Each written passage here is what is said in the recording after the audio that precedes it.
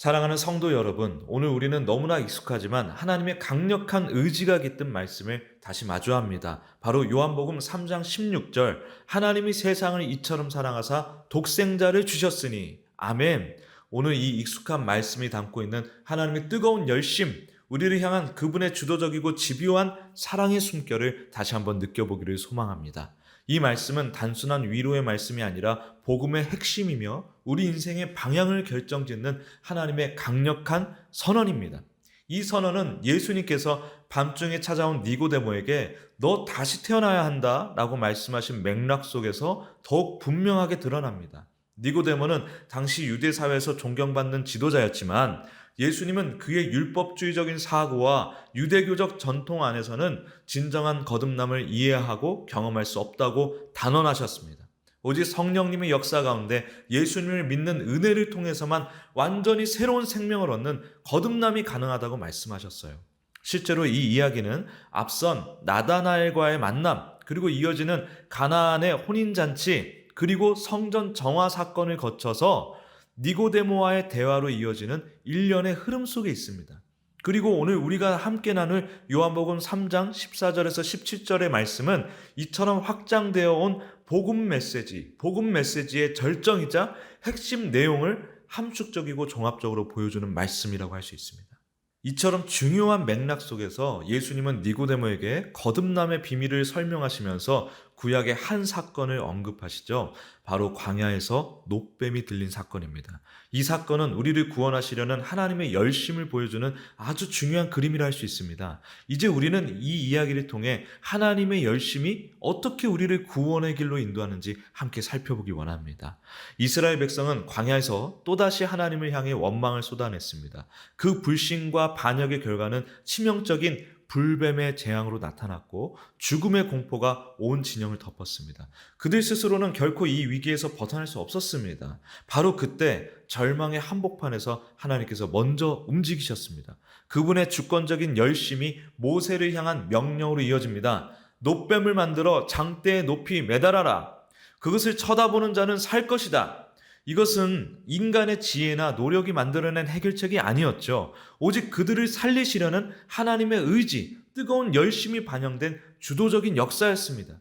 그리고 실제로 그 놋뱀을 믿음으로 바라본 자들은 죽음에서 생명으로 옮겨졌습니다. 그런데 그냥 보기만 해도 사는 은혜를 무시하던 자들은 안 봤어요. 그리고 죽습니다. 그냥 고개만 돌리면 되는데, 눈길을 주기만 해도 되는데 그걸 안 해요. 왜 그래요? 고집인 거죠. 마치 이런 것입니다. 어떤 아빠가 집에서 아이들과 시간을 보내는데 이제 와이파이가 빵빵하게 터지고 있습니다. 그런데 아빠는 왜 이렇게 안 터져? 와이파이 왜 이렇게 안 터져? 하고 막 짜증을 내는 거예요. 알고 보니까 아빠는 스마트폰을 비행기 모드로 해놓은 거예요. 아무리 와이파이가 열심히 신호를 보내도 연결이 안 되는 겁니다. 여러분, 하나님의 열심은요, 24시간 전파를 마구마구 뿜어내는 와이파이처럼 쉬지 않고 우리에게 향해 있습니다. 문제는 우리가 비행기 모드로 살아갈 때입니다. 하나님은 계속 역사하시고 말씀하시는데 우리가 핸드폰을 비행기 모드로 꺼놓고 있으니까 안 들리는 거예요. 우리가 인생에서 뭔가 안 풀리고 하나님이 안 보이는 것 같을 때 그냥 내가 비행기 모드 켜놓은 채로 내 고집으로 사는 건 아닌지 한번 돌아보시기 바랍니다. 그러니까 주님의 말씀이 잘 안 들리고 순종할 수도 없는 거죠. 비행기 모드 켜놓은 자들은. 그렇게 비행기 모드 켜놓은 자들은 높이 들린 24시간 와이파이 그 놋뱀을 볼 수가 없는 거예요. 우리가 얼마든지 그럴 수 있다는 겁니다. 그러면 어떻게 해요? 다시 신호를 잡아야죠. 비행기 모드를 끄고 하나님의 열심에 응답해야 합니다. 그러면 살아요. 그러면 해결됩니다. 예수님은 바로 이 놋뱀 사건을 통해 주님을 통해 펼쳐질 훨씬 더 위대한 구원, 하나님의 열심의 절정을 선포하십니다. 모세가 광야에서 뱀을 든 것 같이 인자도 들려야 하리니, 요한복음 3장 14절 말씀이죠. 여기서 들려야 한다는 것은 단순히 운명에 이끌려서 어떤 사건을 당하는 그런 수동적인 모습을 나타내지 않습니다. 이는 아들을 내어주셔서라도 우리를 구원하시려는 하나님의 단호한 의지, 그분의 불타는 열심을 담고 있습니다. 높이 들어올리다, 이것은 헬라어로 휩소라고 하는데, 이 휩소는요, 십자가의 처절한 고통과 동시에 그 죽음을 통해 아들 예수님을 최고로 높이시고 그 예수님을 통해 영광 받으시려는 하나님의 주권적인 계획을 내포하고 있는 표현입니다. 그렇습니다. 십자가는요, 인간의 죄악이 극명하게 드러난 자리였지만 바로 그 자리에서 죄악의 권세를 깨뜨리고 우리를 구원하시며 동시에 당신의 영광을 온 우주에 선포하시는 하나님의 열심이 가장 찬란하게 빛나는 것입니다. 역사를 초월하여 모든 자는 영광 중에 높이 들려 계신 이 예수님을 바라보기만 해도 다 살아납니다. 그리고 구원받은 우리는, 이미 그 예수님을 바라봐서 구원을 받은 우리는 힘들고 어려울 때마다 내 힘으로 도무지 어찌할 수 없는 깊은 절망에 빠질 때마다 영광 중에 높이 들려 계신 이 예수님을 바라보기만 해도 회복되고 해결될 수 있다는 거예요. 할렐루야. 이 모든 것이 하나님의 놀라운 열심의 결과이자 우리를 향한 풍성한 은혜라는 거예요. 그렇다면 이 놀라운 구원은 어떻게 우리 손에 주어집니까? 16절 말씀이 분명하게 선포합니다. 하나님이 세상을 이처럼 사랑하사 독생자를 주셨으니 이는 그를 믿는 자마다 멸망하지 않고 영생을 얻게 하려 하심이라. 여러분, 이 이처럼 사랑하사라는 말씀에서 무엇을 느끼십니까? 단순하고 피상적인 사랑, 관념적인 사랑? 아니죠. 하나뿐인 아들을 내어주시기까지 우리를 포기하지 않으시는 하나님의 진심, 열심, 그분의 주도적이고 적극적인 뜨거운 사랑의 열정이 느껴져야 하는 것입니다. 하나님이 먼저 시작하셨고 하나님이 먼저 계획하셨으며 그 아들을 우리에게 보내주셨어요. 그 아들은, 예수님은 우리를 위해 자신의 모든 것, 생명까지 아낌없이 내어주셨습니다. 이것이 바로 우리를 향한 하나님의 열심이라는 거예요. 예수님을 믿는 은혜 안에 있는 자라면 그 하나님의 열심을 바로 예수님을 바라보면서 날마다 깊고 새롭게 깨달아 가야 된다는 것이에요. 예수님의 오심, 그분의 삶과 죽음, 그리고 부활 전체가 우리를 향한 하나님의 포기할 수 없는 사랑의 진심을 명백하게 증명합니다. 그분이 십자가에서 우리의 모든 죄를 짊어지신 것은 우리의 어떤 선행이나 우리가 먼저 하나님을 찾았기 때문이 아닙니다. 전적으로 하나님의 열심히 이루어낸 순전한 은혜의 사건입니다. 어떤 사람이 운전을 배웠어요. 운전석에 앉아서 핸들을 꽉 잡고서 엑셀에 발을 얹고는 말합니다. 자, 이제 출발해볼까? 출발하자! 근데 아무리 엑셀을 밟아도 차가 움직이지 않습니다. 왜일까요? 시동을 안 켰거든요. 많은 사람들이 내가 신앙생활 좀 한다, 교회 다닌 지 오래됐다, 내가 중심은 잘 잡고 있는 것 같은데 라고 생각하고 또 말하고 있지만 하나님의 이 열심이 시동 걸어주지 않으면 우리 인생은 안 움직여요. 믿음의 시동, 구원의 시동, 변화의 시동은요, 우리가 아니라 하나님의 열심으로 걸리는 것입니다. 그분이 먼저 사랑하시고 먼저 열심을 내셨기에, 시동 걸어 주셨기에 우리가 믿을 수 있게 된 거예요. 그리고 구원의 여정도 보십시오. 하나님이 직접 운행하시지 않습니까? 하나님의 열심으로 우리를 구원하시고 하나님의 열심으로 우리의 삶을 지금 이끌고 계신 거예요. 완전한 하나님 나라, 완성된 하나님 나라에 이르기까지 우리를 지금 인도하고 계신 것입니다. 로마서 8장 32절은 이렇게 확증합니다. 자기 아들을 아끼지 아니하시고 우리 모든 사람을 위하여 내주시니가 어찌 그 아들과 함께 모든 것을 우리에게 선물로 주지 아니하시겠느냐. 아멘. 이 하나님의 불타는 사랑, 그 불타는 사랑과 열심의 결과인 구원, 우리에게 주어진 이 구원은요, 오직 그 아들 예수 그리스도를 믿는 믿음을 통해 우리에게 주어졌습니다. 여기서 정말 중요한 것은 이 믿음조차도 우리의 공로나 능력에서 비롯된 것이 아니라는 사실입니다. 믿음은요, 하나님의 열심이 우리의 마음에 심어주시는 선물이에요. 선물로 받은 믿음이 나로 하여금 예수님의 압도적인 은혜를 바라보게 하고 인생의 여러 과정을 통해 예수님의 은혜, 하나님의 하나님 되심을 깨닫게 해주는 것입니다. 그러면서 그 은혜에 대한 반응이 우리 삶에 맺히게 되는데 그게 또한 믿음이에요. 그러므로 믿음이란 오직 하나님의 열심에 의해서 믿음으로 믿음에 이르게 하시는 하나님의 은혜인 거예요.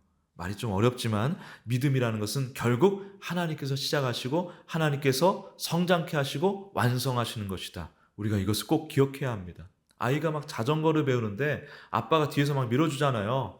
아이가 처음에는 아빠 놓지 마 하면서 막 겁에 질립니다. 놓으면 안 돼 하면서 막 겁에 질려요. 조금만 자전거 흔들리면 막 비명을 지르고 난리가 납니다. 근데 시간이 지나면서 나 혼자 탈 수 있어, 잘 타지 막 하면서 신이 나요. 근데 아빠는 알고 있어요. 아이가 흔들릴 때마다 이미 여러 번 뛰어가서 잡아줬고 페달 밟는 그 타이밍, 중심 잡는 것도 뒤에서 다 도와준 것이라는 것을 아빠는 알아요. 아이는 모르지만. 신앙생활도 우리 인생도 마찬가지입니다. 하나님의 열심히 우리 인생을 뒤에서 밀고 또 밀어주셨기에 여기까지 온 거예요. 그리고 그렇기 때문에 그 하나님의 열심 덕분에 하나님 나라에 이르게 될 것입니다. 우리가 자전거 혼자 타는 것 같아도 뒤에는 늘 예수님이 계시다는 거예요. 우리가 무언가를 행하여 얻는 것이 아니라 마치 놋뱀을 바라보기만 하면 생명을 얻었듯이 하나님의 열심히 마련하신 유일한 길, 예수 그리스도를 바라보고 그분을 신뢰할 때 영원한 생명이 우리의 것이 됩니다. 그것만이 우리의 혼돈하고 허무하고 어둡기만 한 인생의 유일한 가치가 될 수 있습니다. 나머지는 아무것도 아니에요, 사실은. 죽음이 있는 한 살아있는 건 아무것도 아닙니다. 죽음을 초월하여 영원히 현재 진행형으로 살아있고 또한 하나님과 사랑하는 존재로, 하나님과 사랑하는 가족으로 살아가야만 비로소 우리 존재에, 우리 삶의 가치와 의미가 부여되는 거예요.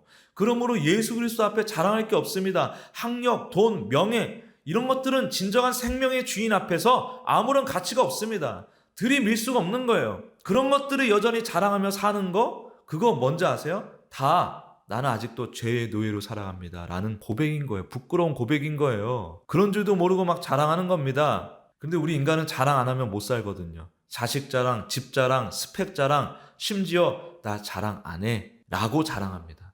나 안 자랑해, 자랑 안 해 라는 자랑까지 해요. 이게 무슨 얘기냐면요, 우리는 이 죄의 영향으로 인해서 이 스스로 자랑할 수밖에 없는 이런 삶을 포기하지 못합니다. 스스로 우리를 변화시킬 수 없어요. 그런데 하나님의 열심히 우리를 바꿔놓는 것입니다. 더 이상 자랑거리를 찾지 않아도 예수님 한 분이면 충분합니다 라고 고백하게 하시는 거예요. 예수님 자랑하는 인생이 되잖아요. 다른 건 하나도 없어도 그 사람이 진짜 부자입니다. 진짜 풍요한 자예요. 예수 그리스도를 바라보는 우리, 이제 우리의 신분이 무엇입니까? 하나님의 열심으로 선택받았고 그분의 뜨거운 사랑을 입은 자녀이지 않습니까? 그분의 영광을 위해 구별되어 부름받은 백성이지 않습니까? 이것이 바로 저와 여러분의 흔들리지 않는 정체성이어야 되죠. 그러므로 세상의 힘의 논리에 휩쓸려서 이 정체성이 흔들리게 놔두면 안 되는 것입니다. 그렇게 놔두지 마세요. 스스로 이 정체성을 흔들지 마십시오. 예수님께서 기도하셨듯이 우리는 세상 속에서 하나님께 속한 자들로 특별하게 부름받았습니다. 이 부르심은 우리를 완전히 새로운 삶의 방식으로 이끌어가고 있습니다. 그러나 이 새로운 삶 역시 우리의 힘과 결단만으로 살아낼 수 있는 것이 아니에요. 우리 안에서 역사하시는 하나님의 열심히 우리를 거룩하게 빚어가시고 열매 맺게 하시며 그리스도를 점점 더 닮아가도록 인도하십니다. 믿음은 그래서요, 단순한 지적 동의가 아니에요. 우리의 삶 전체를 하나님의 열심에 온전히 맡기는 역동적인 신뢰입니다. 믿음은 우리 인생의 방향을 완전히 바꾸고 날마다 그분의 열심에 힘입어 하나님과 동행하는 복된 여정으로 우리를 인도합니다. 예수 그리스도, 그분은 우리를 향한 하나님의 불타는 열심에 살아있는 증거이자 결정체이십니다. 그분 안에서 우리는 우리를 향하신 하나님의 깊은 그 진심과 흔들리지 않는 구원의 확신을 발견할 수 있는 거예요. 그리고 이 하나님의 열심은 지금 이 순간에도 우리의 삶 속에서 살아 역사하며 우리를 붙들고 이끌고 계십니다.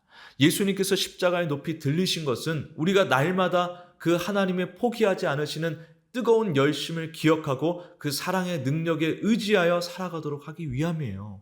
이제 우리는 부활하신 예수 그리스도 안에서 우리를 향한 하나님의 열심을 통해서 우리 삶을 바라봐야 됩니다. 예수님을 바라보며 우리를 향한 하나님의 열심에 날마다 감사하십시오. 모든 것이 그분의 주권적인 은혜임을 깨달을 때 진정한 감사, 막 주입식으로 쑤셔넣는, 꾸겨넣는 감사 말고 진정으로 우러나는 감사가 우리 삶에 풍성하게 흘러넘칠 것입니다. 하나님의 열심을 기억하며 그 사랑을 세상에 힘껏 증거하십시오. 하나님의 열심이 우리와 함께 하시니 어떤 상황에서도 담대하게 살아가십시오. 주님을 바라볼 때, 주님의 꺼지지 않는 열심을 신뢰할 때 우리는 결코 흔들리지 않고 전진할 수 있습니다. 우리 삶의 모든 영역을 그분의 열심에 기꺼이 내어드리십시오. 오늘도 하나님의 그 뜨거운 열심 안에서 예수 그리스도를 따라 담대히 살아가시는 여러분 되시길 축복합니다. 그 삶 속에서 하나님의 나라가, 그분의 영광이 바로 우리의 삶 속에 또 우리를 통해 강력하게 드러날 것입니다.